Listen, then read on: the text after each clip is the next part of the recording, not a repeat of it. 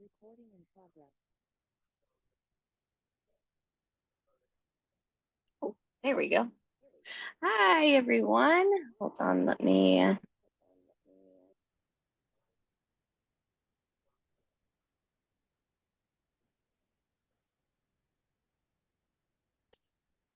There we go. Hello, everyone. Whoop, there we go. All right. Sorry, I was having a Zoom issue. Oh no, it's freezing. Oh, am I connected to the wrong Wi-Fi? Is this why it's happening? No. I'm on the good Wi-Fi, so I don't know. I don't know what's happening. Um, but hello. Happy Monday. That's a Monday for you. Welcome everyone. I hope you had a really pleasant weekend. And welcome to a Q&A with the Urban Garden Learning Series. Yeah, uh, wanted to share a few things with you today. First, I'm in a mushroomy mood. I think it's because I got these really cool uh, kind of example specimens. And because I teach classes on cultivating mushrooms, and I really have been working, I'm part of the New York Mycological Society. So I've been working to learn some more about identifying mushrooms in the wild. And I saw this really cool set of mushrooms to kind of show, to kind of have as a learning tool. And I was putting them in a display case over the weekend, and um, just love them. And so when I saw my mushroom shirt in my closet today, I was like, yeah, I'm gonna put on my mushroom shirt and of course my mushroom earrings. So I'm mushroomed out today.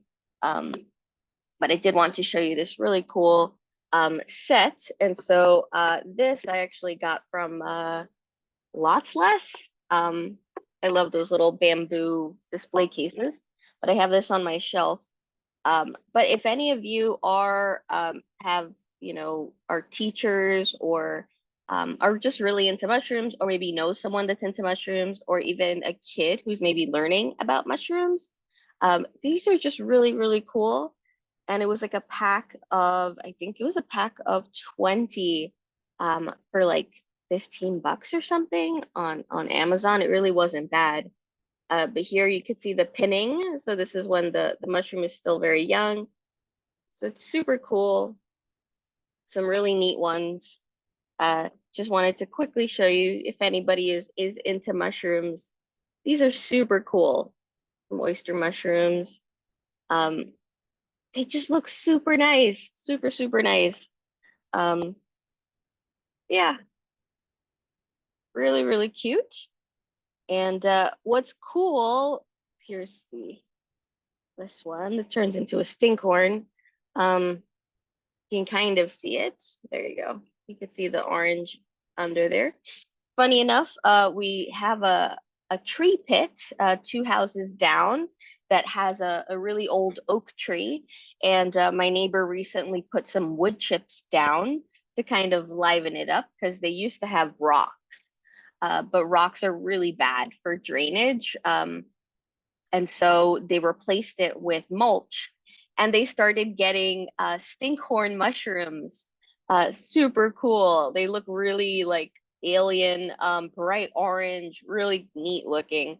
So I was really, it was a really cool thing to find, but I found them after the fact, after they had already like deflated. They were past their prime. So I missed the prime growing um time, but it was still super cool. But yeah, so just a quick shout out to mushrooms. I have some old plant books, like on botany, um, plant morphology, and what's really cool is that previous to the 1950s, 1960s, mushrooms were considered plants. So they were considered part of the plant kingdom. And so in these books, they are treated as such. And so there's just all these mentions of like what types of plants mushroom are and how they're different from um, uh, from so I think they were considered basically like heterotrophic plants. So plants that would um, kind of seek out their food. Um, Similarly, like it was almost like similarly to like parasitic plants and carnivorous plants. It was kind of like getting branched off into their so it's super cool to read before we knew. Um, and speaking of old books, I actually got this book that I wanted to share with you. So I found this on Facebook Marketplace. Um, I love vintage books, just old books. Absolutely love. And this one is, I think, from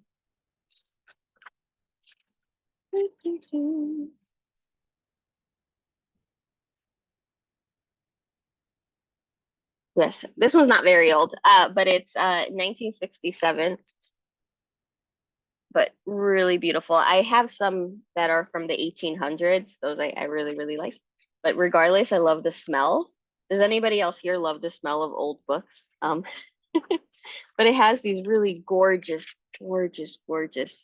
images, these illustrations of a bunch of different plant species that you would find in mountainous areas, in alpine areas. Um, Looks like some yeah, poppies, mustards. This one's look like Lunaria. Oh, Rediviva. I know Lunaria Anwa, if anybody knows, I think they call it the moon plant, the silver moon plant, in which these are more round. They're like perfectly round. So this is a relative, but it's slightly different with um, the bean capsules are much more pointed rather than completely a circle. But super cool. Really liked this so far. I was going through it. I was I actually got to head over to a garden over the weekend, and so that was awesome. There was an event for herbalists in Brooklyn at the Good Life Garden. So if anybody is here in New York City, definitely check them out. So they started a collective called Seed to Practice, in which they're growing not only vegetables there, but they're also starting to grow medicinal plants. And they have a little collective of herbalists and they've kind of come together to educate the community, and they're having this really neat event. And everybody was oh yes, Linda, yes, and it even has like a little leaf. um yeah, got the green nail polish going. um but yeah, it was a really cool experience, and I haven't been able to teach in person in a while, so that it definitely made me very nostalgic. Watching folks, it was outdoors. There was like a bunch of picnic tables, um, and then the presenters were giving different workshops. There was a workshop on respiratory herbs. There was a workshop um, on how to make an oxymel, it's a mix of honey and vinegar with an herb, um, and as a medicinal, kind of like a little bit sweeter, easier to take than something that's just pure vinegar.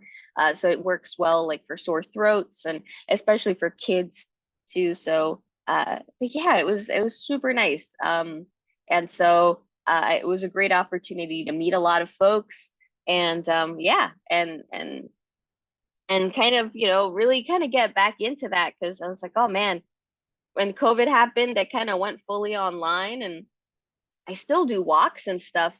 But it's been a while. It's been a while since I've done like an in-person class. Um, and I'm struggling to even remember. Like when's the last time I did an in-person class that wasn't like a walk, where I didn't have like, I mean, for my walks, what I like to do is I'll have like a table too, if it's possible, with a bunch of specimens so that folks, when they're checking in, we can look at different things and kind of discuss what plants we would see on the walk, and some guides and things that I would recommend. And then we start the walk. So it's like a little bit of interaction, like that, with like some hands-on learning. But yeah, I need to jump back into that.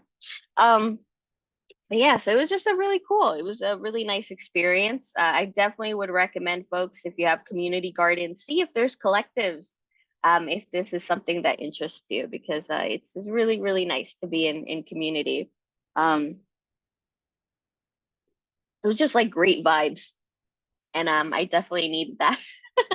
Um, Another thing, we stopped by Nellie's flower shop in Brooklyn since we were in the area. And the main reason was for ladybugs. So we have still been dealing with thrips. I've already lost, gosh, more than a dozen plants at this point. A lot of aroids. So a lot of our philodendrons, just thrips are just ravishing them. Um, it's, yeah, I don't even know, um, at this point. So we got mites, but then now they shut down ordering for beneficial mites in our area. There's like a group that we group order until the last week of August. So we got some ladybugs, and released them. So, but of course, while we were there, Brian was like, "We're going in for ladybugs. That's it." And he immediately started picking up plants. And then he was like, "Okay, it's ironic. It's ironic. I said let's not look at plants, and I'm the first one picking up plants." And I was like, haha. So since he got one, he was like, "Yeah, yeah, yeah. Just get one. Just get one." So I looked around and I fell in love with this. Um, so I've had one of these, where it was a tiny little one. Um, so it's really cool to see it really big. But this is a Ludicea discolor. This is a type of jewel orchid. So I wanted to show you this really beautiful, beautiful jewel orchid. So this is a terrestrial orchid, really gorgeous, burgundy bottoms. This really nice dark forest green with this white pinstripe. Really beautiful, absolutely gorgeous. Um, I just was in love with it. I was like, oh my God, it's been a bit since I've seen one like this size. Uh, so I just had to grab it. Now, these are actually really easy to propagate. So there is some new growth coming in right here. Um, and I'm not gonna mess with it right now. I want to let it acclimate and stuff, but um, there's a lot of growth in here, and you can even see back here. There's a little one growing there. These are really easy to snip and propagate. They actually propagate really well in sphagnum moss. Um, so yeah, it's I'll see if I can make a couple more of these. They're really neat. They have like these really cool segment. They're very like segmented. If you could see here, like these little, very, very cool, really beautiful. I really love these. Jewel orchids are just so cool, and it's so nice to see them more accessible. When I first started getting into jewel orchids, and I killed quite a few when I was learning how to take care of them, they were pretty expensive. Yeah, they were like, even on the cheap end was like 50. And so this one, this size, um, was only 25. So I thought this was a pretty good find. Ludicea discolor, highly, highly recommend. Um, and these, you give them a nice bottom water. Um, and the ones that are in moss, you might find them in sphagnum moss when you buy those. Those I find myself watering. Like I have a Macoides, which is another type, but it's a little tiny one in sphagnum. That one I find myself watering at least once a week, at least. With these guys, they can hold on to moisture pretty well, and this one's already in a mix. Um, so it's about maybe every 10 days or so, maybe even up to 2 weeks. Give it a really, really good soak. You don't want to put them, they like a lot of air exchange. So that's one thing about jewel orchids too, is that they do like humidity. They definitely appreciate humidity, but they really need air circulation. And so sometimes that's how like I killed my first one was I put it into a terrarium and I thought, okay, it's gonna be like perfectly fine in this terrarium. But it was too much moisture that was being trapped and there wasn't enough like oxygen. There was no air movement. And so it started to rot. Um, and they do like bright indirect light. So I had one that was really successful that I had in my cabinet that was really, really happy for a while. And then I had gotten sick and I wasn't paying attention and I lost a few plants in there. Um, but I was like, all right, I'm giving that was the last Ludizia that I had died that way. I had it for so long and it was growing so beautifully. Um, but yeah, I got a bigger one. So, sometimes you find these plants that you really, really love, and there's different reasons why you might lose them. Sometimes pests, things like that. But you just gotta get another one. You're in love with that plant, so you just gotta get another one. So I'm very happy that I found this one. Um, and speaking of orchids, a few weeks back, I was trying to find the video on my phone, but I have like 100,000 images and videos on my phone. I need to like sit and organize them. But I know a few weeks ago I had shown you that I rescued this orchid from a cellar. And it was completely covered in there was all rotted roots. It was not doing very well. And so I had cut all of those roots, and I I cut away, yeah, basically I cut away all of the roots and I had let it kind of like chill for a couple days. And I have since put it with just a little bit with its roots, just touching this. So it's kind of wedged in this little thing here. And it's doing so well. And I just wanted to show you.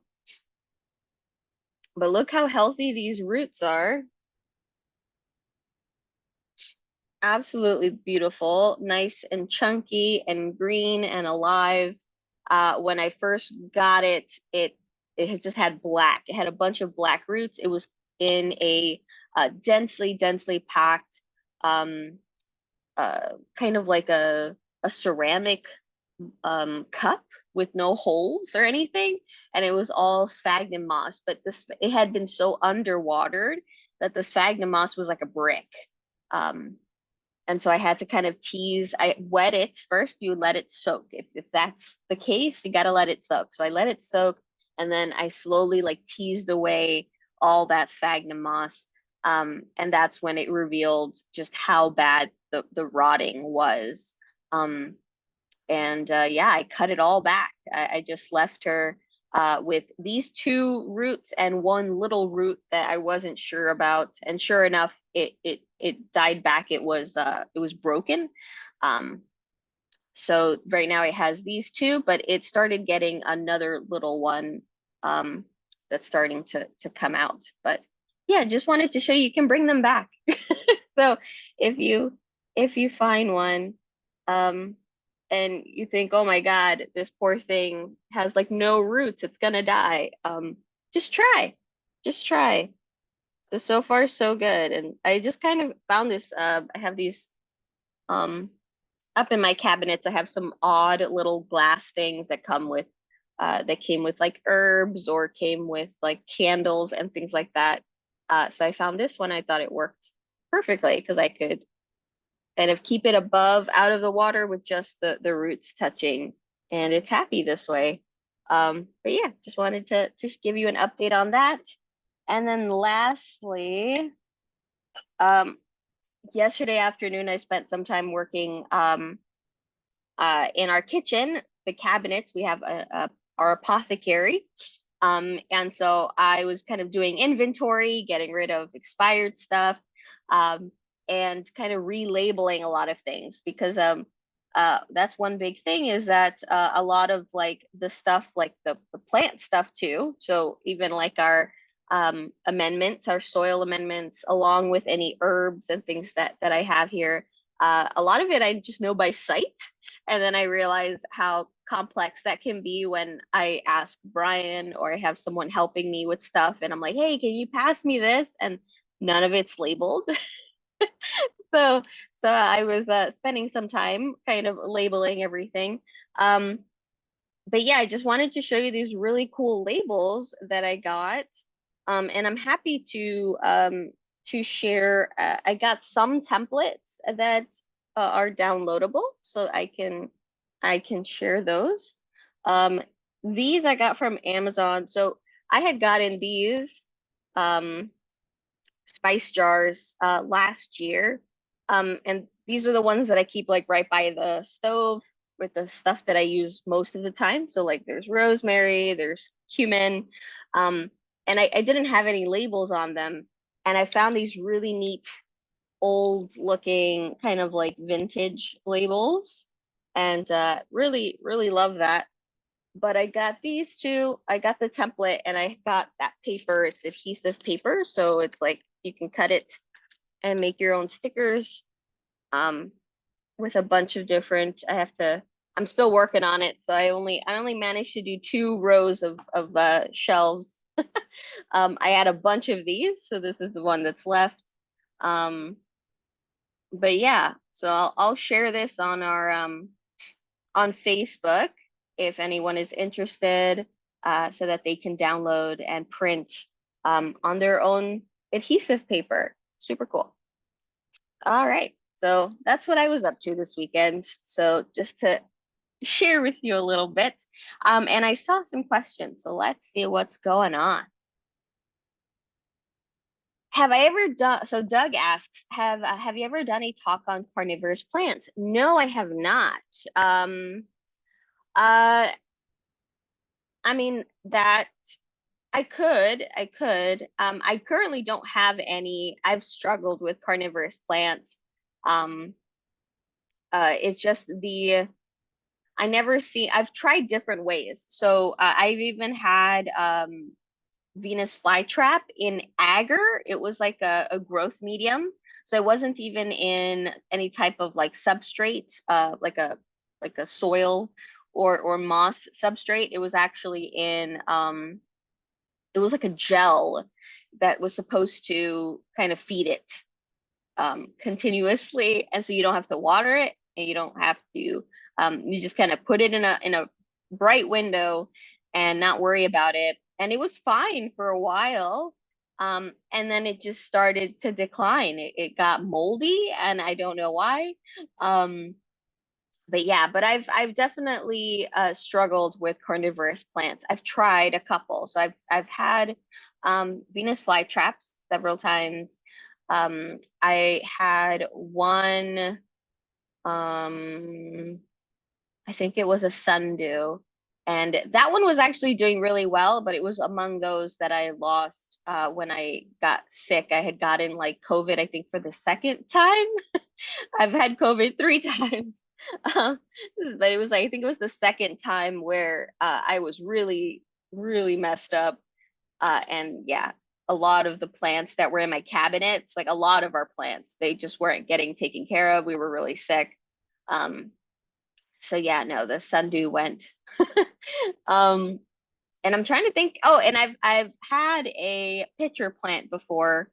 Um, and that one actually, the pitchers were okay for a little bit. So with the pitcher plants, you're actually, which I didn't know. So I was losing a lot of pitchers, and someone told me that I actually had to fill the pitchers up with water, um, and that's because usually they're filled with rainwater. And that actually helped a lot. And the pictures lasted a couple more weeks, but then they started going again. Um, but then the plant itself, all the like the greenery, actually lived for a while. I had it for a little over a year. But it would try to give me pictures, and I think it's just the humidity. I wasn't able to give it the humidity that it liked. And then it started to go. But yeah, so my experience, I haven't had very good good experiences with carnivorous plants, but I can definitely do a class on them and do more research and yeah, and give a presentation about them. Um, Good question. So Doug is asking, am I supposed to water Venus flytraps with distilled water or rainwater with no minerals? No proteins, fertilizer, it gets its proteins from bugs. Yeah, so with uh, carnivorous plants, they're very sensitive to tap water. So you don't want to give them anything. So usually they're living in these kind of marshy areas where they're kind of really getting that water that's it's like barely moving. Um, so I have heard both. So if you don't have access to rainwater, you can give distilled water. But I think that there is a need to put something in the water. And I do believe that there are um, kind of like a hydroponic type of fertilizer, but it's specifically for carnivorous plants. So I would not use one that's meant for like commercial one that's meant for like, oh, use on all your house plants. But I think there is one specific to carnivorous species. Uh, so just how there are fertilizers, for instance, that are just for orchids or just for African violets, right?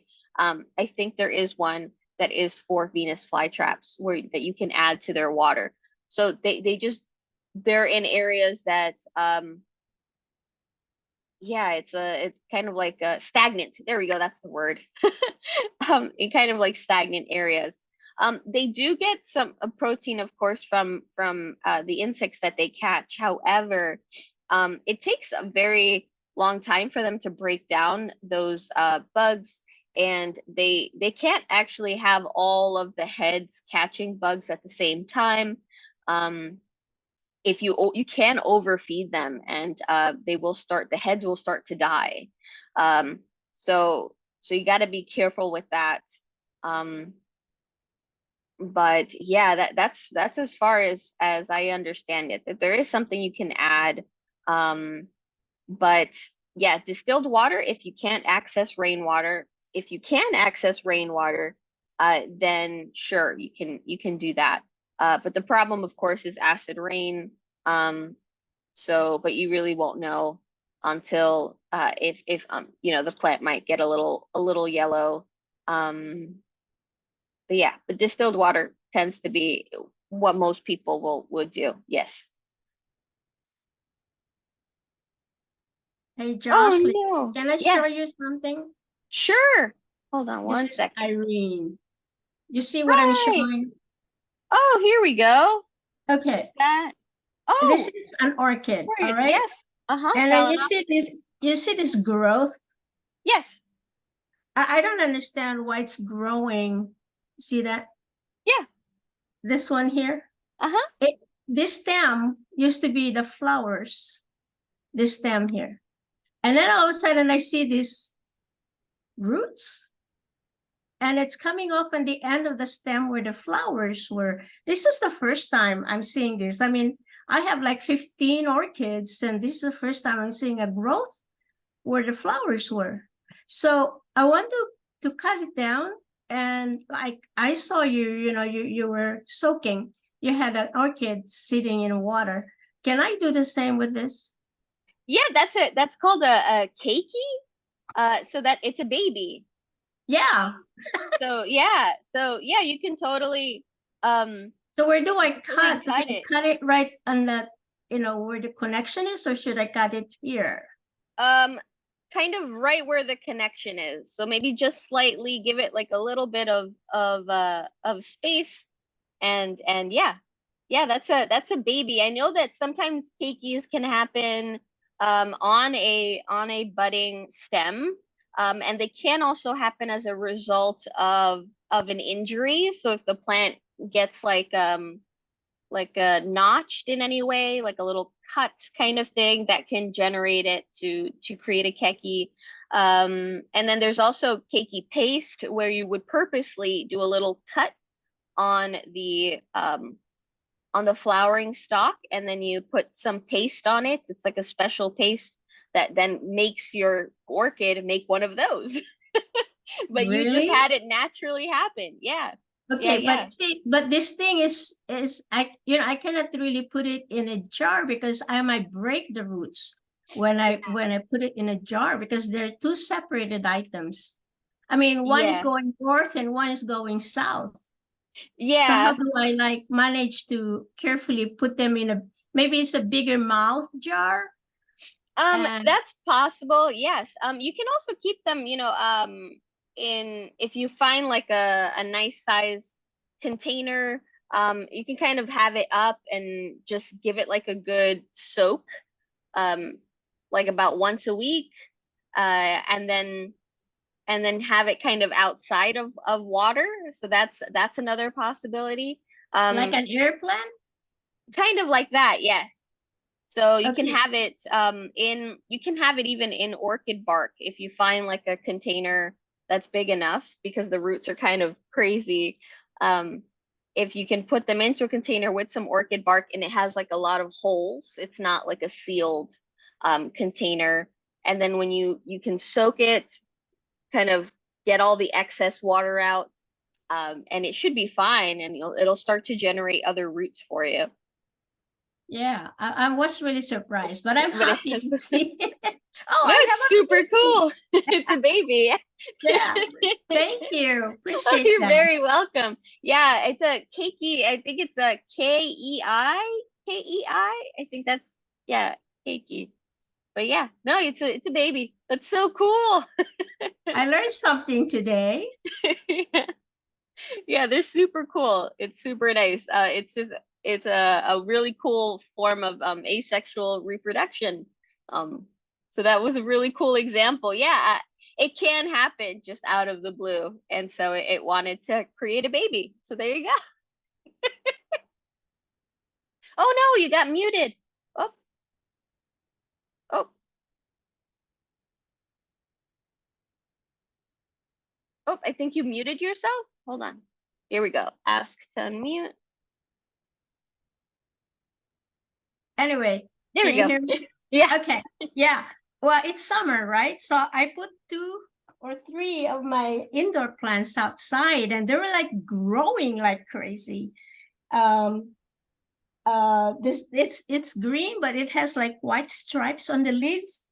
And then the other one is like purple in the back and has white stripes on the other front. And the bromelia. And I said, what's happening to you guys? I mean, they're like in the forest, like they're blooming like crazy. I'm afraid to bring them back in the winter because they might slow down. I'll have to go get them. It's in my deck.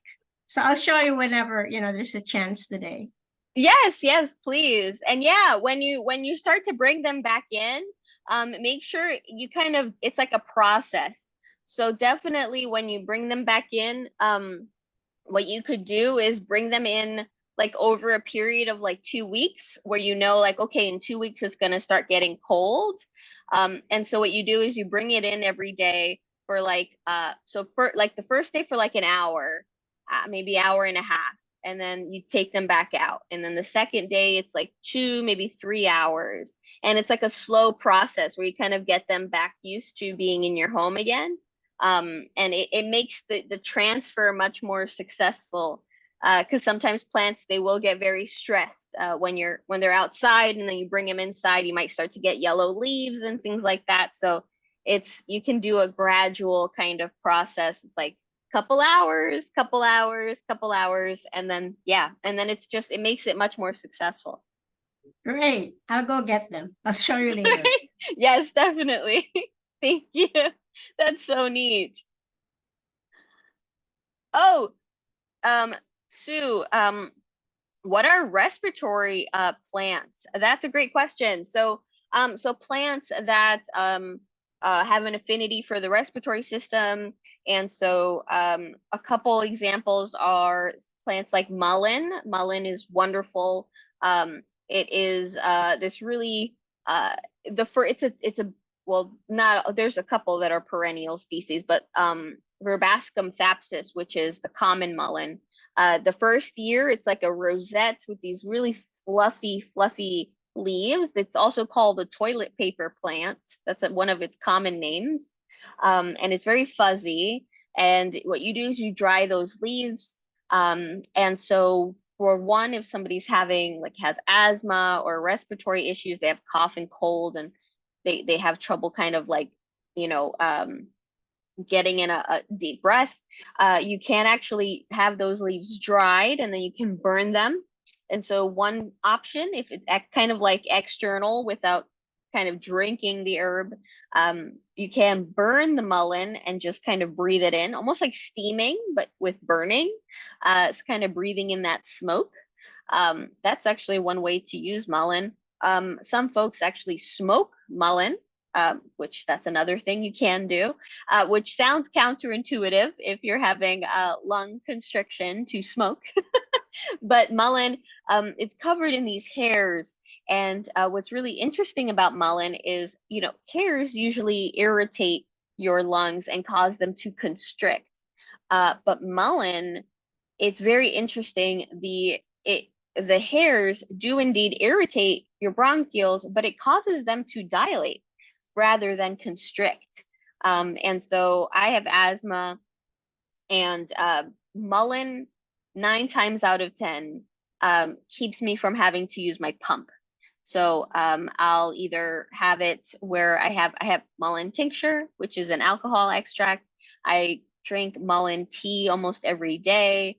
And then I also, in case of an emergency, I have mullein cigarettes available. So if I'm starting to feel like if I'm hyperventilating or something, it helps. Really, it really does. I really love it. I actually think I have a dried leaf here.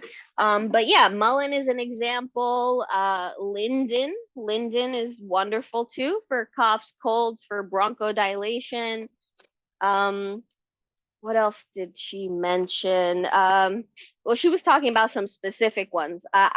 She was talking about peppermint as well as a decongestant.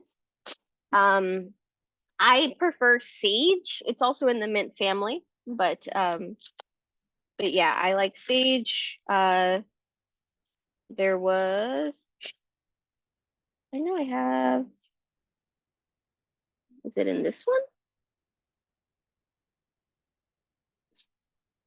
No, it's definitely this one. Um, do, do, do, do.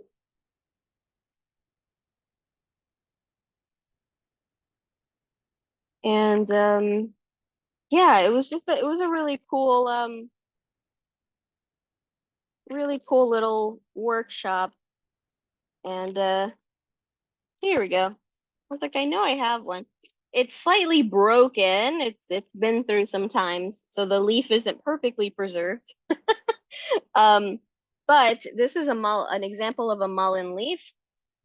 And they can get very, very large. So here we go. But maybe on this side, you can kind of see it's covered in fuzz. I don't know if the camera will pick that up, but it's covered in fuzz. And even dry, it feels like velvet. It's such a soft, yeah. Um, but yeah, this one, super cool. And when you have it crumpled up, it feels like when you fill a Ziploc bag full of dried mullein that's crushed, it literally feels like a pillow. It's super, super soft. Yes, Diana, yes, mullein is indeed an herb. So super cool. Yes, mullein, exactly. Judy spelled it correctly. Mullein. Yes. So Jocelyn, it's considered an herb, but is it it grows like a plant though, right? It grows upright like a plant. Yes, How big yes. does it So, get? How large does oh, it? How tall? oh, very tall. So I'm five Okay. one. I'm tiny. But mullen, I've seen there's been mullen. So the second year is when it creates like it looks like a it basically creates the flowering stalk. But I'm trying to remember one of the common names is Jacob's staff. And it's just this really tall kind of flower stalk the second year. Oh wow. So I love common names. And so Kim Hay just said deer corn. That's so cool. And yes, they're these like that makes sense because they're yellow flowers. Mullen produces yellow flowers. And really, really beautiful stalk. And the seeds are super tiny, like poppy seeds. What's a fun fact about mullein seeds, they're typically not used medicinally, though there are some folks that do use it. It's not like a commonly used thing, but the deer, sorry, I'm saying the deer, the seeds. Now I'm thinking about deer corn. The seeds were actually have been outlawed in all 50 states in the use of fishing because mullein seeds, if you throw them in the water, it stuns fish, it paralyzes them, and it causes the fish to like be momentarily stunned, and then they float to the surface, and so then the fishermen would just scoop them right up. Uh, and so now they're illegal to use in fishing um, because they're able to do that. So that's a fun fact about mullein seeds. But yes, they were introduced. So they aren't a native species, but they were introduced. Common mullein. It's I think it's native to Asia, Europe, and Africa, and then it was introduced to North America. And yeah, they really like I've seen them growing nearby marshes, by beaches, and then they grow in disturbed soils. So you might find them, they'll definitely pop up in your garden, but you'll find them even like in parking lots. I've seen them growing in ditches along the highways. So they're very resilient. But yes, they can get really big. Like the leaves can get huge. And so the first year, it's kind of like a rosette.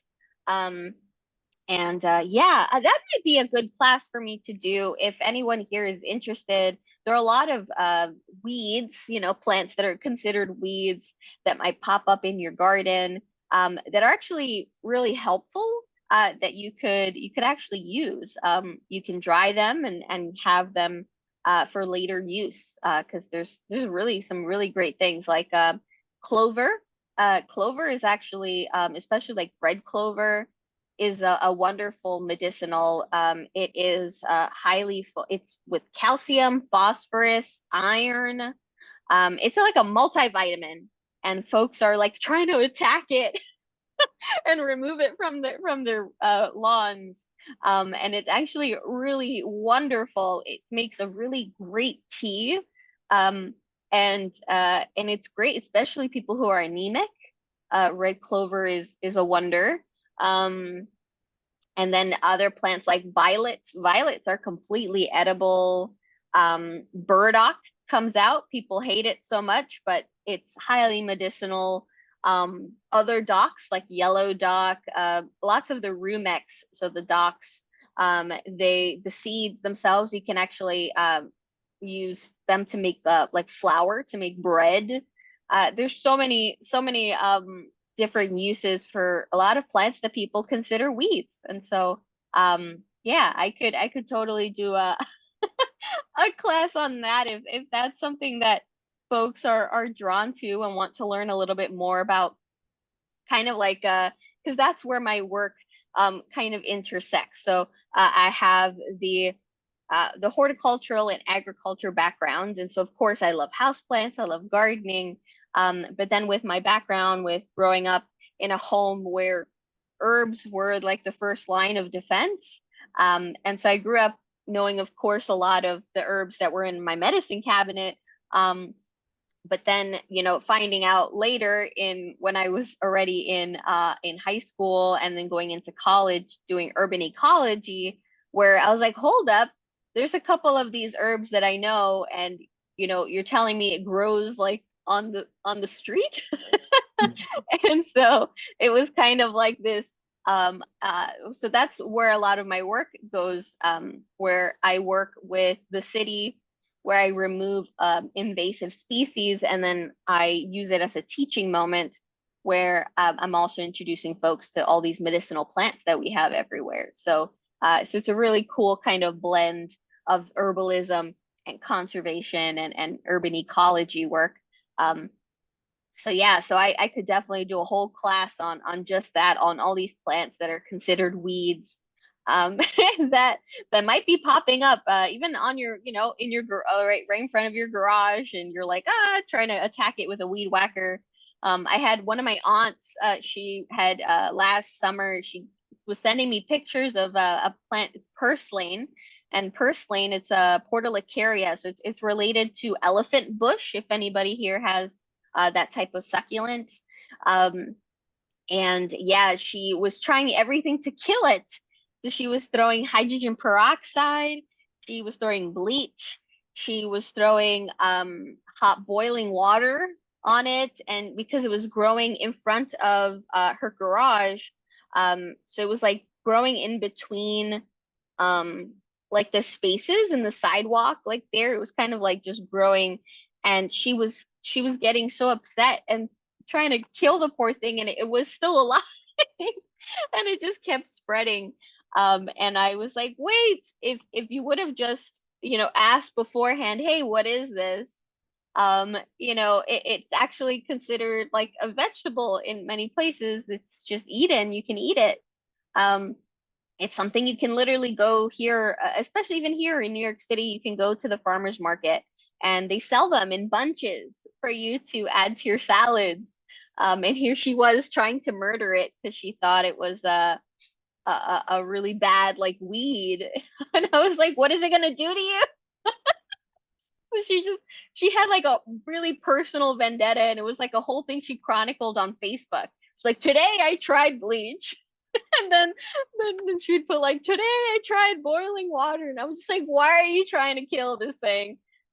Yes, Kim, exactly, you have to dig up the roots. Yes, and I was telling her that if she really hated it that much, she just had to really remove it. But the problem is that it was growing in the concrete, so like in the wedges of the concrete, so it wasn't something she could, so she could take parts of it off, but it kept like coming back, so she was losing her mind. But there's so many plants, guys. There's so many plants that you might be going like, oh my God, this is terrible, it's so annoying.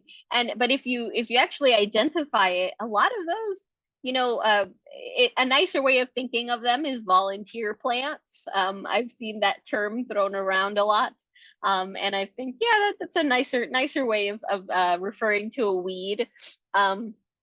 But yes, they're volunteering to grow in your garden, and sometimes it can actually be something that's really, really neat.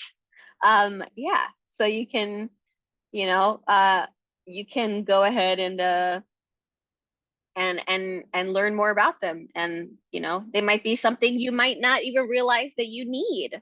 So even like nettles, folks hate nettles, and especially stinging nettle, right? Because when you're trying to remove it, you're getting all stung. But nettle is amazing, especially if you have allergies. Nettle tea, nettle tincture is wonderful if you have allergies. And it sounds, again, counterintuitive, because when you grab it, it stings you. And what's funny is that the little thorns that are kind of covered, the little spines, they're actually these like little spines that are covered with a silica cap.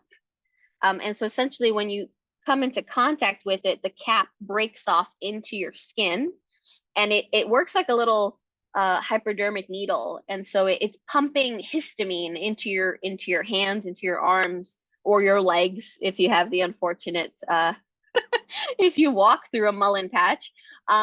So you feel like, oh my God, you're getting stung all over the place. And it's because they're pumping histamine into you. But ironically, if you take the plant, you let it dry, it's no longer going to sting you. And then you can use that as a tea. And that's actually full of antihistamine. And so what's really cool is that you can take that tea or make an alcohol extract, and it helps you with your allergies. So it's a really like, what? It's like, yes, yes. So it's kind of like it's the poison and the antidote, all in one. So it's super, there's super cool things about plants. And I think this is why they make me so excited to work with them, because there's just these like craziness that you see with plants. But yeah, so definitely like medicinals, and then horticulture.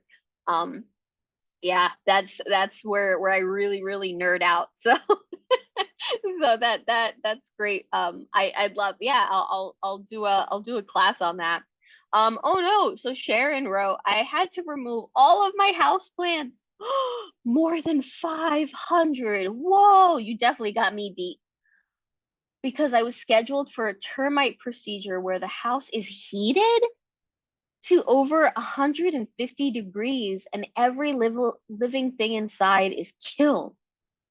I didn't know that. What? The procedure has been delayed, and now all of my plants are exposed to the elements. I've already moved some that had too much sun. Am I in danger of pests or other infestations because of the situation?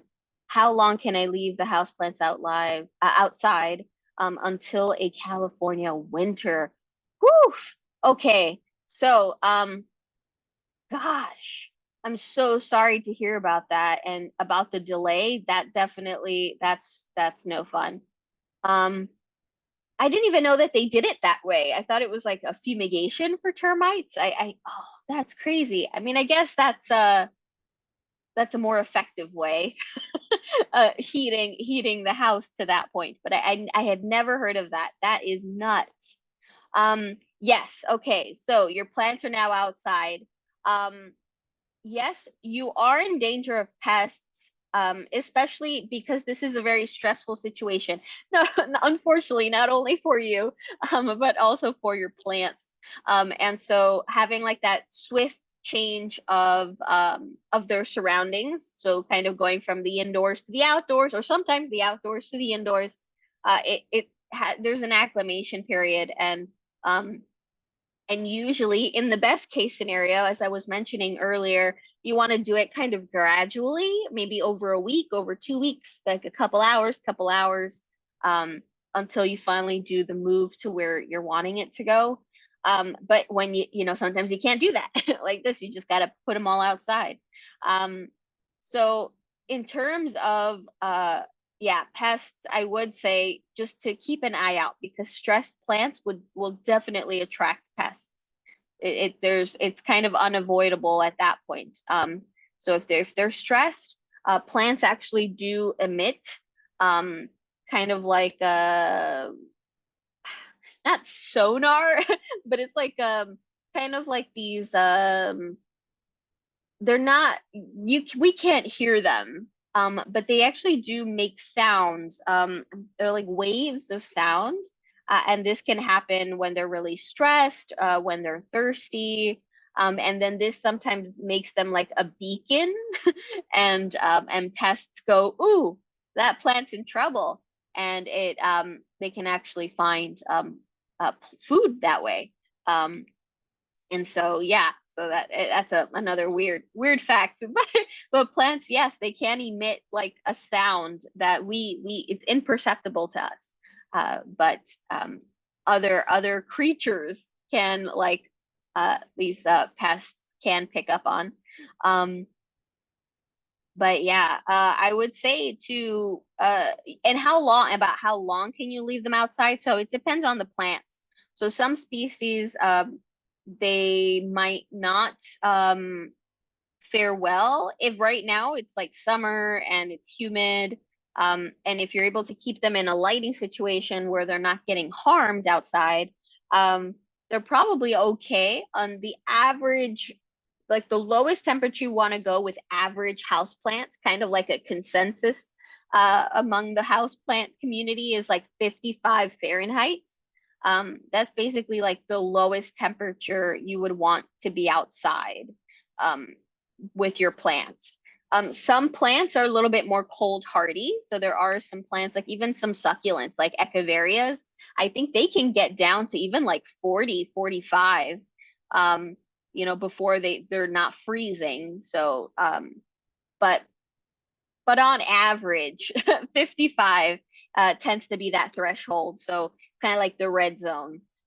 So you would want to bring them in before it starts to kind of hit that 55 pretty consistently.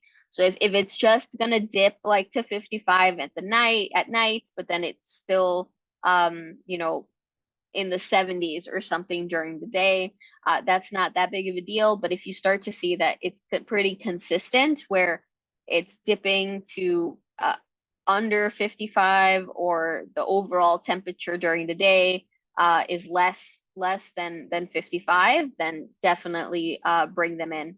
But what you could do is look up, there's maps for like the all across, like I know there's one for the US, and it'll tell you like the expected frost date. And so that it's kind of a prediction as to when it might start getting colder.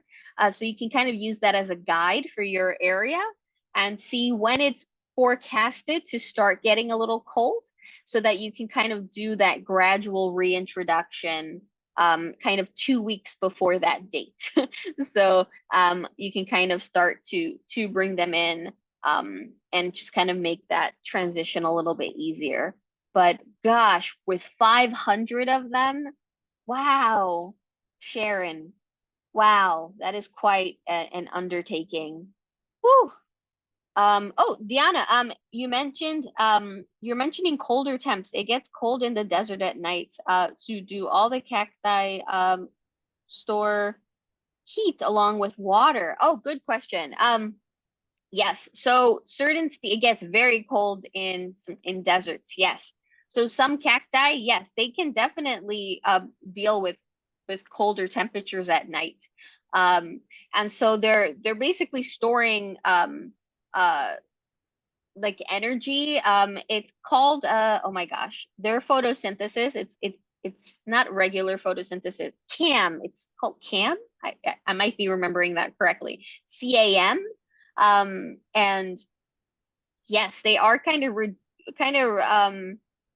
uh it's like releasing kind of like energy, pent up energy, and that kind of keeps them good without yeah. Now, some cacti, it can get really cold. It can get almost close to freezing, and they're totally fine.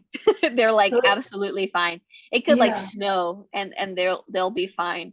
okay. So their photosynthesis actually keeps them from freezing then? It's so yeah, it's the process. It's the it's cam something. Yeah, no, that's okay. But yeah, Makes but sense though.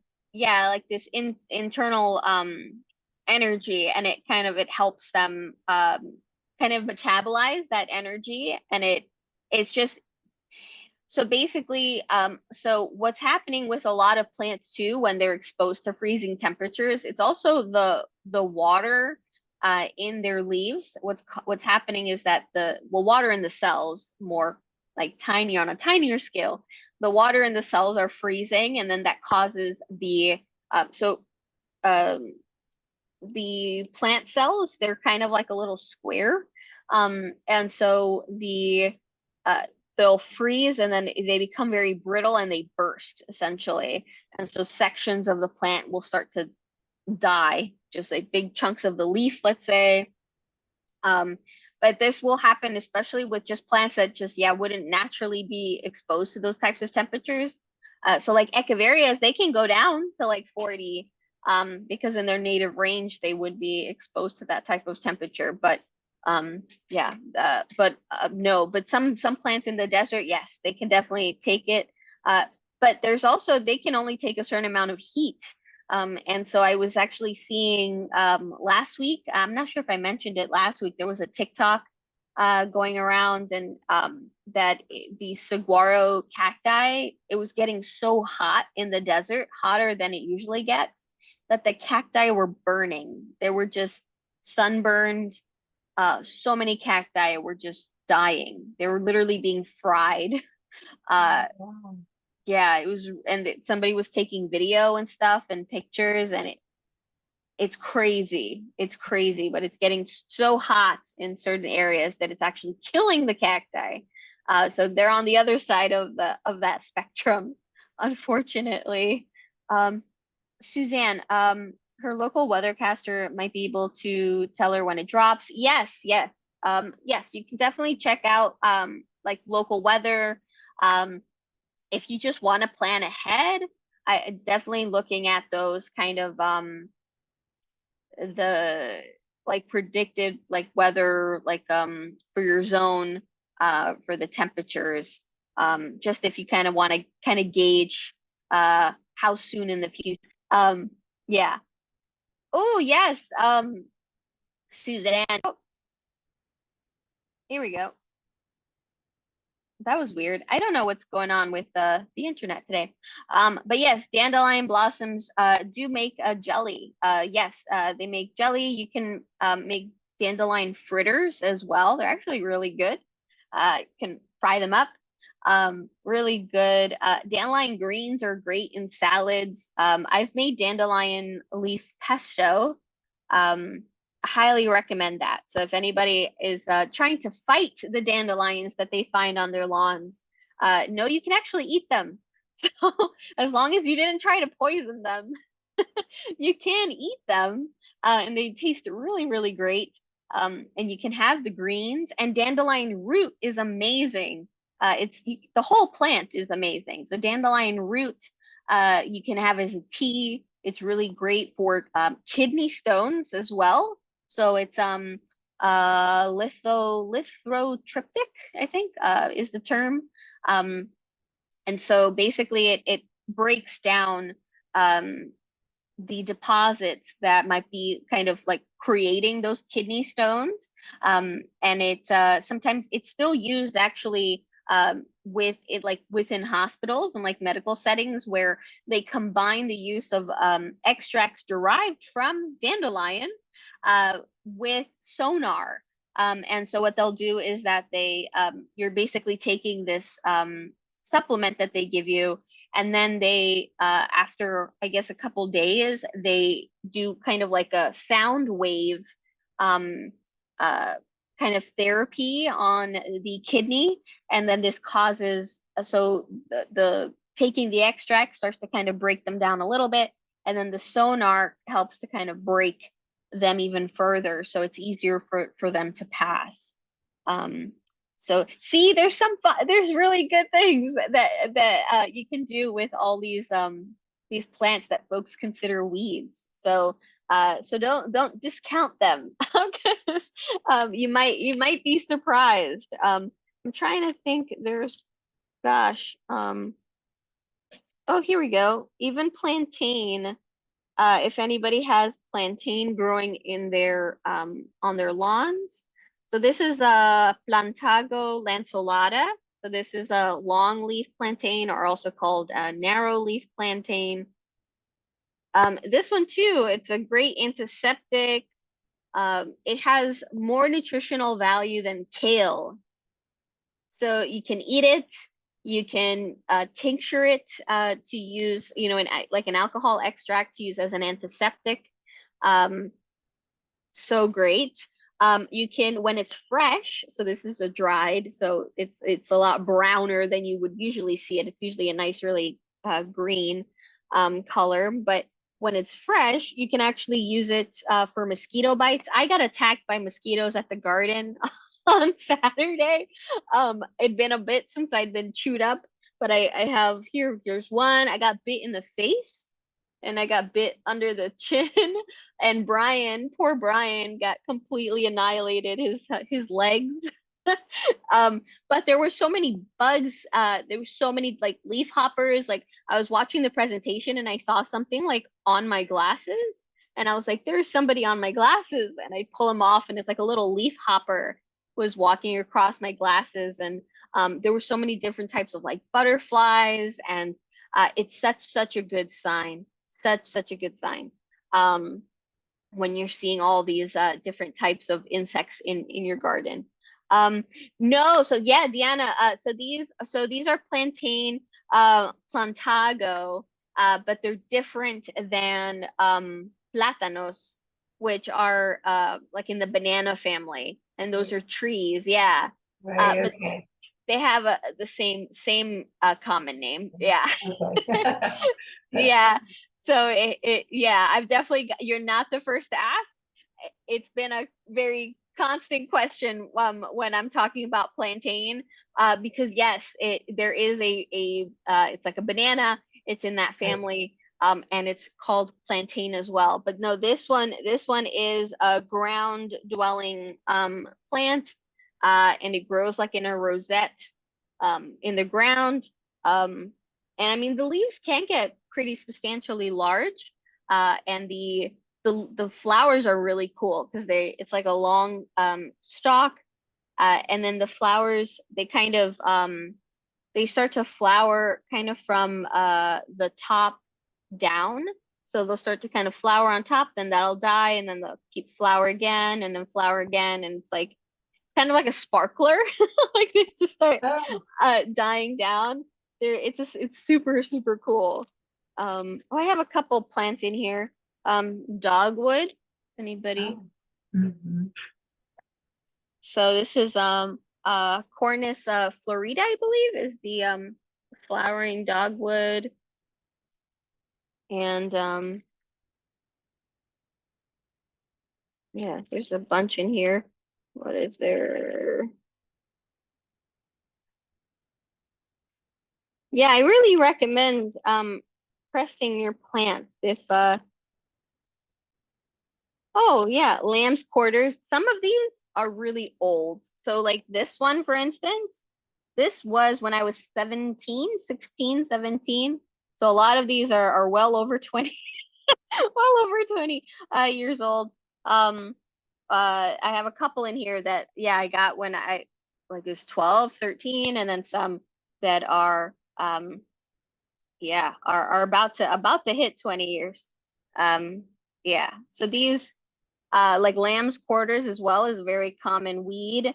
And it's actually related to quinoa. So if anybody's a fan of quinoa, it's related to lamb's quarters. And lamb's quarters can also be eaten as well. So you can totally. Yes, Suzanne, very good observation. So plantain, in terms of the weed, yes, it does look like a mini mullein plant. It definitely does. So they grow in that same kind of rosette kind of fashion. So they're like a rosette basically is kind of like an echeveria. It's growing from like the center point, and then they're all kind of all the leaves are kind of going around, kind of like a rose. Yes, they definitely grow like that. Oh, yes. So Deanna, is there any way to preserve the natural color in pressed specimens? Yes. And so you're gonna lose color, but if you have some like it depends really a lot of the paper, the humidity, how dry you can get it in a quicker way. So if you can dry it out a little faster, I've found that the color does retain a lot nicer than if you kind of let it be exposed to a little bit more moisture. Like for instance, this one is a columbine that I collected 2015, 2016. And this one still kept so that flower, so it's a red columbine with like this kind of yellow in the center, and so you can still see the color. It's just a little washed out. I have seen people put dry specimens into like laminating them. So this isn't laminated. This is open. This is for cards. And so what I like for baseball cards. And so what I did is I had a couple of these and I wanted to experiment because these are nice and dry. So if you're gonna ever do something like this, you just make sure that this is not still moist because then it will rot. So it has to be like completely dry, and then you can put them like in this. This was like an experiment, and it's been like this for years, happily. The same with this leaf. I did this with a sassafras leaf. And what I love is because then I can show folks the top side and the back side of the plants without having to take them out um, of the pressing kind of thing. So I was experimenting, and these have held up for years. So they were nice and dry. But I've had, where I thought they were dry and then they weren't. And then they will start to rot on you. So like the same is with the with putting them into a photo album. But yes, so I have seen people use laminators to try to preserve the color a little bit longer. But just know if it's not perfectly dry, it's going to rot inside of that eventually.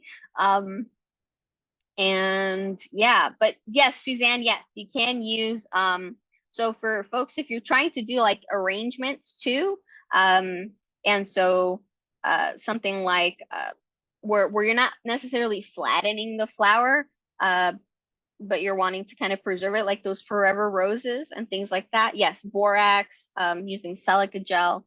Yes, absolutely, would definitely preserve them. Whoa, Synth, I have some that I pressed in a collage course in 1964. Oh no. Oh, that's so cool. I have some flower presses.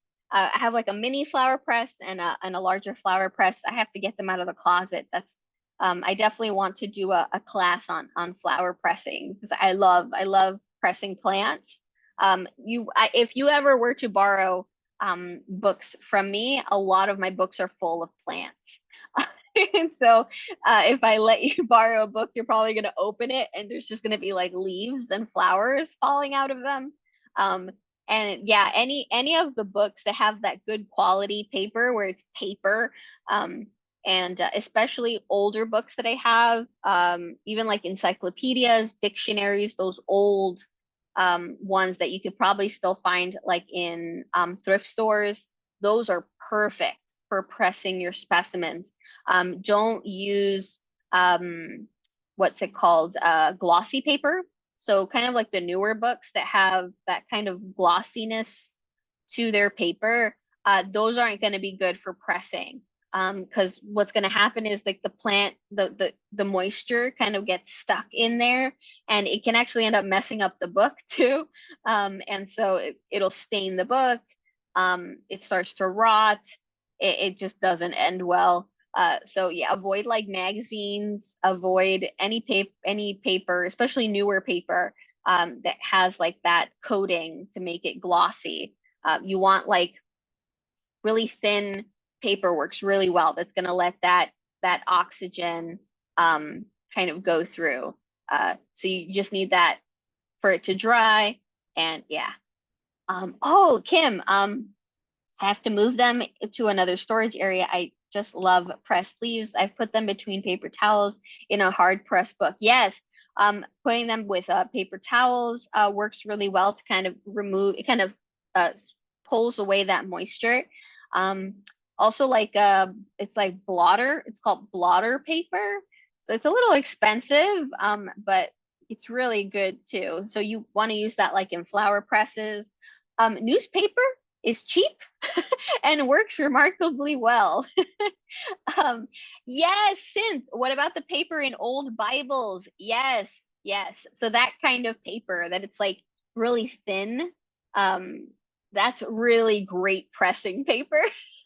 So I've literally gone to thrift stores just to find like old encyclopedias or old dictionaries because they're heavy too, which works really nicely. when you're pressing, because the extra weight definitely gives you a really nice crisp pressing. So like those heavier dictionaries or encyclopedias, yeah, they totally work really well. Oh, Irene, hold on. Is that a Birkin? Hold on. I don't know. These are the plants I told you that I had to bring outside. And all of Uh-huh. a sudden, they're like, oh my gosh, what's happening? They're blooming like crazy. Now they have like two stalks. You see that? Can I Yes, separate it? Can I separate it? Because it's really growing. And that's yes, what I was afraid, when the winter comes, I have to, like you said, 2 hours here, 2 hours there. But when inside my house, they're small. I mean, they're not like this at all. But like 2 days after, I'm in the deck right now. It's like, what happening to you? What's happening? It just yes. grew like crazy, and they're so beautiful. You see that It, the new thing coming in here? no, that's It's new. amazing. Yeah. Oh, and I it's mean, getting a much more lighter leaves too. Yeah, no, that's a philodendron Birkin. okay, Absolutely beautiful. And yes, there's two plants in there, so you can absolutely separate those out. okay. And Um, this one here is another one that it died. I mean, almost died on me. And I was away, and I told my daughter to, she didn't take care of it. So it died, and there's just one single leaf. And I said, I was praying, and I said, oh, come on, come on. And then all of a sudden, I see the shoots coming out. You see, the back part has different color than the top part. So I really enjoyed this one. Now this one here is caused by it wasn't by the window. And I think it was too hot. So that's they start scourging. So then I brought it out, and it's like they were alive like crazy. I'm so happy about them. yeah, that looks like a pinstripe calathea, but that is beautiful. Oh my gosh. I don't know. I mean, the label is only like houseplant. That's it. Yeah, Houseplant. And then yeah. this one here, this was so small, like here inside my house. And then when I brought it out, look, it's like, what happened? It's just, it grows so crazy. Oh my gosh. So that's an alocasia. I think that might be a zebrina. Might be a zebrina, maybe a cross. I think the Therian, I think is a mix between a zebrina and a poly. Trying to It's remember, but beautiful yeah, because an it's alocasia. it's like a heart shape kind of thing. And this is what I need to know the name of this guy here. It has thorns. I don't even know. It just grew like crazy. I didn't even plant it. It has thorns all in I don't know if you can see the thorns. Oh, I mean, when I touch it, I didn't see the thorns, and then when I touch it, whoops, ouch! What is that? They're thorns. huh. You see that? Yeah. So I don't know. It hasn't flowered. I did not plant this. It just grew on this spot. Hmm. And I said, what happened? I don't even know what it is, but I just let it grow because, I wanted to know whether it flowers or it bear fruit or anything like that. But it has thorns. I never saw a plant like this with thorns. And and No. and, and they're happy outside. So I just let them grow. So I don't know. I don't know what kind of plant this is. Yeah, no, it's not. Well, it almost looks like a geranium leaf. Right? Yeah. But it has like thorns in between. You see Thorns. those Yeah, thorns? yeah, and they're like brown. So it's like the stem is like a lighter brown, and then the thorns are like this deeper copper kind of color.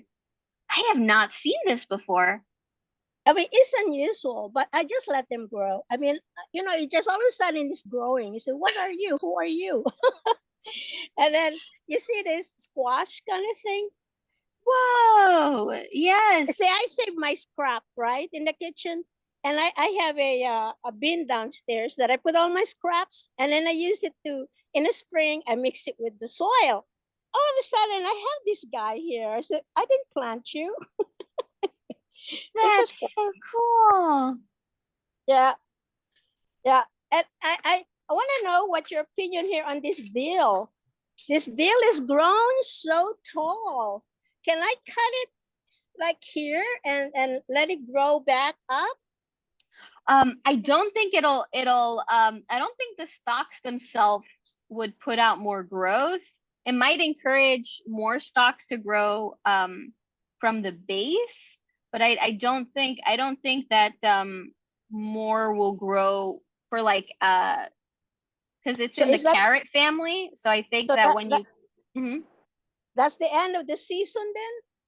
Because um I already harvested, and I use them for seasoning and that's all that so stuff neat. in my salad. And that's my pepper. I'm waiting for them.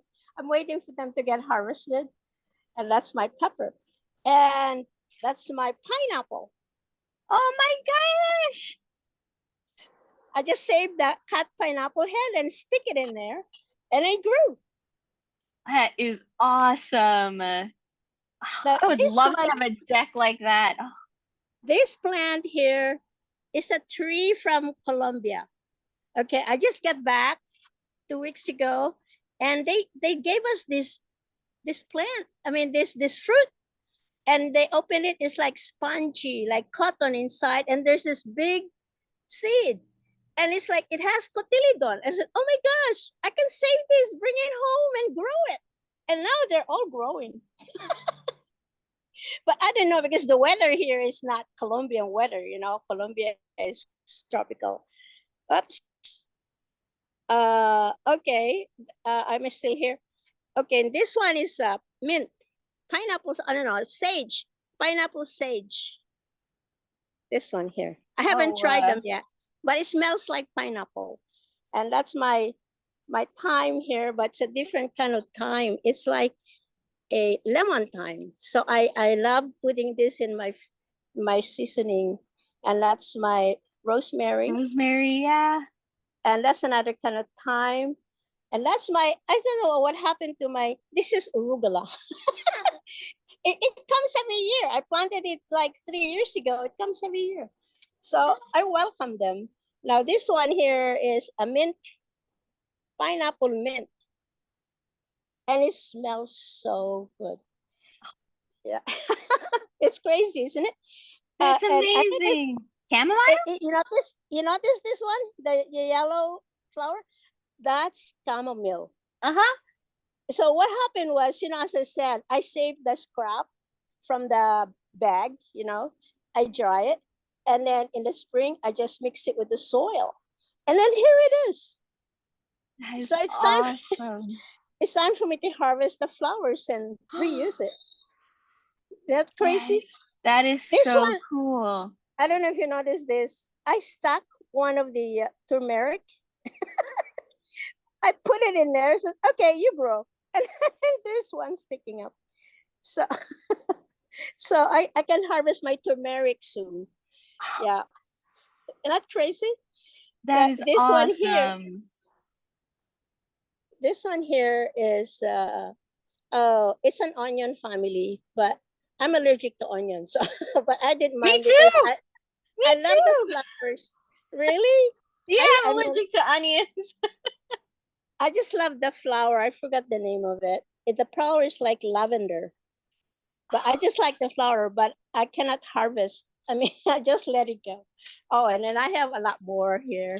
See this is my The citronella. citronella, yeah. They love it outside. Those leaves, I love the shapes of those leaves. And this is lemon. Yeah. And here it is, another squash growing inside. I have a plant here like a little prayer. Maranta, yeah. And this guy here is just like, okay, I'll let you grow. Just give me some fruits. Yeah. Oh, I have this, my basil. I have this new plant that I bought. In the Philippines, we call it sampaguita, but I think here they call it jasmine. Yeah. Oh gosh, the scent is so fragrant. I just love the flowers because it's so fragrant. So I'm trying to get it more to flower so I can bring it inside and put it, instead of a flower base, I'll put that in there and give me fragrance inside the house. So, and that goes my bromelia here. I brought it out and look at that. All this thing is coming out. The shoots are coming out. It's Whoa. crazy. I'm waiting for it to flower though. And this one, I don't know what it is. I think I showed you it before. I mean, Yes, yes, it's a type of orchid cactus. Holy look how tall that runner. it's as tall as me. And I don't know, Whoa. are these roots? Are these roots? Yes, yes, So those can- are can I- aerial roots. Can I cut it and plant it? So in some, yeah, with you would want it to be a little bit thicker. And then it starts to kind of fill out a little bit, and then it looks like there's like these little joints. So it'll be more apparent once it gets a little thicker. And then yes, you could definitely cut them. But see, see, like- in the wild, they grow up trees, and so they have those little aerial roots because they want to stick to something. Oh, I see. See, this one here is like it started from one of the stem, and then it just grew and grew and grew and grew. And it came from this mother one, from this mother. So I have so many things that I don't know what they are. And Yeah. So that's an orchid cactus. That is so cool. so again, I know it likes inside, but also it likes outside. So I'm putting them where the shade is. It's hot out here in the deck, but it's under the shade. So it's not even, the sun is not even hitting it. So there you go. I still have, I'm outside the deck, right? So that's inside my house now. You see the orchid. Whoa, that's gorgeous. I'm taking this picture from the outside of my deck. That's inside my house. So it's like, my daughter says, I can take care of your plants, Mom, while you're away. She let it dry it up. So some of them Oh. died, but it's okay. So, well, that's all. What a collection. Thank you so much. That was so cool. Oh, you got Yeah. somebody. So GD asked that where do you live? Oh, it's my house my house is all windows outside. You see that? It's all window. So when I look outside, it's like a picture. I can get all these trees inside my house. So this is all around my house like crazy. I have such a big lawn. I'm ready to sell it. So Oh, I'm waiting. I'm just trying to downsize and get everything empty in my house.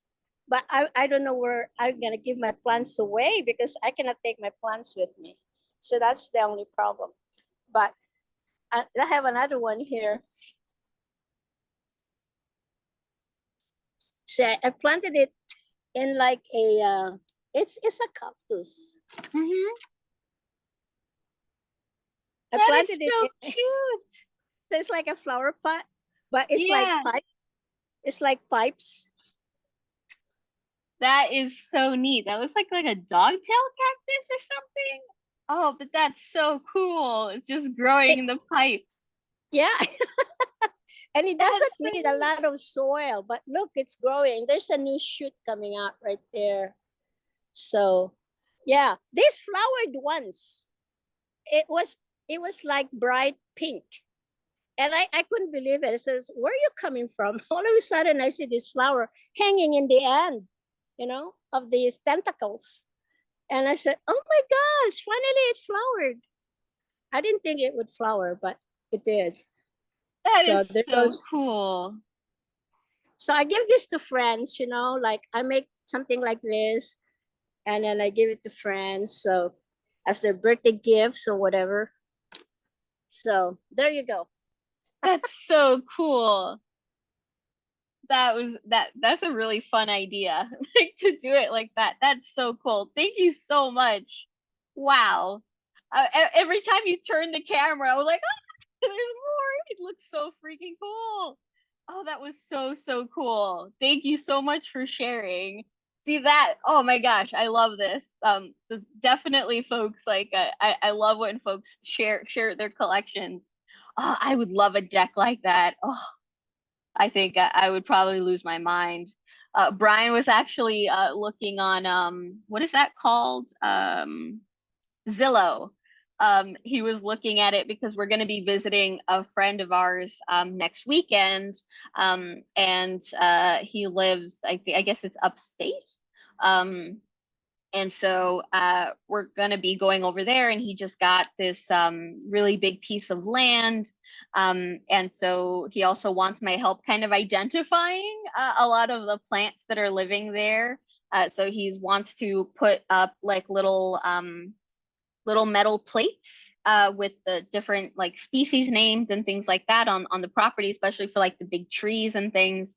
And so so we're going to be going to check it out and kind of helping him decipher what it is that he has kind of growing on the grounds. And Brian, out of curiosity, was looking around like the different houses there and stuff, and oh, there's some really gorgeous places, and there was like the place was like an acre of just of land, and I was like, oh man, I would definitely lose my mind. Definitely having a greenhouse, that's like number one. And of course, and Brian he's a very big fan of koi fish. So we have fish tanks. And so I know definitely we would have to have like a koi pond. So yeah, that would be cool. I think I would love to make a greenhouse that's big enough where we could have like the koi pond inside, with like seating, so you can just hang out in the greenhouse, and even in the winter, it's like nice and toasty. That's what I would like. I would have like a heating element, so it would keep the greenhouse nice and feeling like it's summer when even if it's snowing outside. That would be that's the dream. But oh my gosh, thank you so much. Thank you. Um yes. Yes. Oh yes. Definitely, Denise. Yes. Going to definitely bring bring water. Um yes. Oh, Synth. Yeah, no. We have a very small apartment. I mean, it's 2 bedrooms, but then yeah. Uh yeah, so we have now it's just shy of 300 plants. It's like 280 because we lost quite a few to the thrips. But yeah, so almost 300 plants, and then we have, yes, our birds, but I mean, we have our parrots and our parrot. But yeah, no, their cages not too crazy. And no, the fish tanks aren't big. We have small koi like for fish tanks, and like some beta tanks that are like 4 or 5 gallons. So they're no, not like crazy size, no worries. But that would be the plan. I'd love to have more space. Especially we have a lot of books in our home. So I would love like one room that we just make our library, and just like, floor to ceiling kind of shelves, and then have all the books in one place. Because at this point we have 1, 2, 3, 4, 5, 6. We have 6 bookshelves in our living room. And then I have in our kitchen, up in the cabinet, I have one whole shelf is just cookbooks and like recipe books. And then in the office here we have one bookshelf. And then in the bedroom we have 2 bookshelves in the bedroom. It's so yeah. Oh, Holly. Yeah. No, not Colorado. It's upstate. So here in New York. So yeah, we're just going upstate. But yes, Holly, I'll definitely email you. Topic next week. Do you guys want the I could do the weeds that we can do that. What's another thing I could do? Boop, boop, boop, boop, boop, boop, boop, boop, boop. Yeah, I'm trying to think. I could do that. Ba, ba, ba, ba, ba, ba. Um, ooh, yeah, weeds. All right, I'm getting a couple folks saying weeds, so I can do that. Can comfrey grow in New York? Yes, yes. Comfrey can indeed grow here. A lot of community gardens have comfrey growing. I used to grow comfrey here in the yard, before the landlord started putting concrete down. I used to grow comfrey back there. Um, but yeah, oh my God, Synth, I'm so jealous. So Synth says our master bedroom is my library. I have about 3,000 books. Very few are in the kitchen. Not all that big on cooking. Oh, 3,000 books. Oh my gosh. I'm so jealous. That's so awesome. And oh man, that's so cool. Oh yeah, no, super jealous. Yeah, I definitely I would love to have just like an immense my dream library is like the one from Beauty and the Beast. You walk in and it's like woo, like that. Oh my gosh. There is actually a museum here. So if anyone ever is in the city or is ever visiting New York City, definitely check out the Morgan Library. It's a museum. They have really cool exhibits all the time. And on Fridays after 7, it's free. So definitely recommend going then.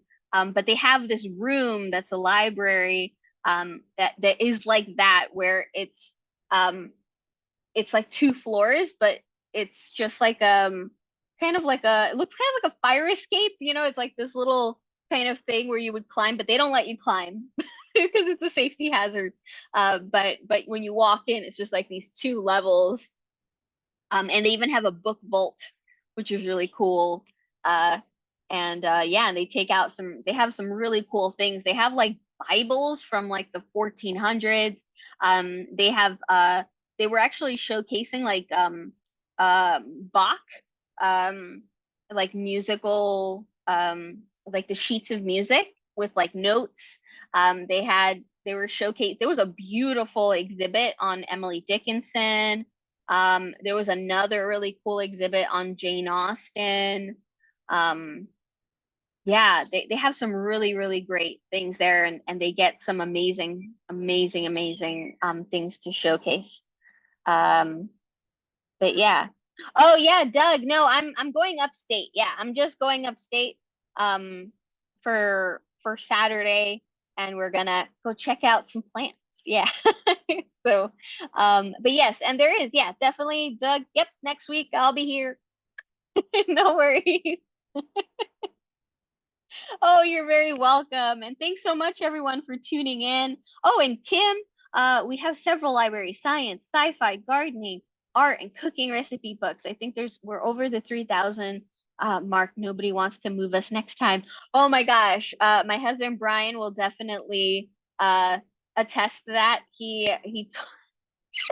told me that if we ever move from here, he refuses to pack up the books and move them.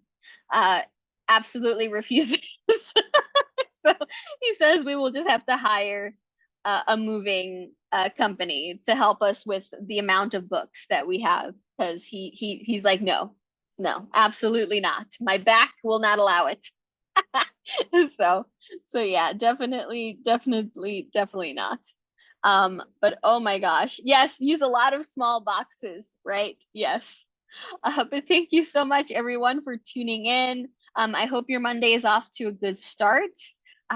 Please, have a great rest of your week. I can't believe we're in August. Gosh, it's happening so quickly. Have a great one, everyone. Please stay safe. Okay, bye. Bye, everyone.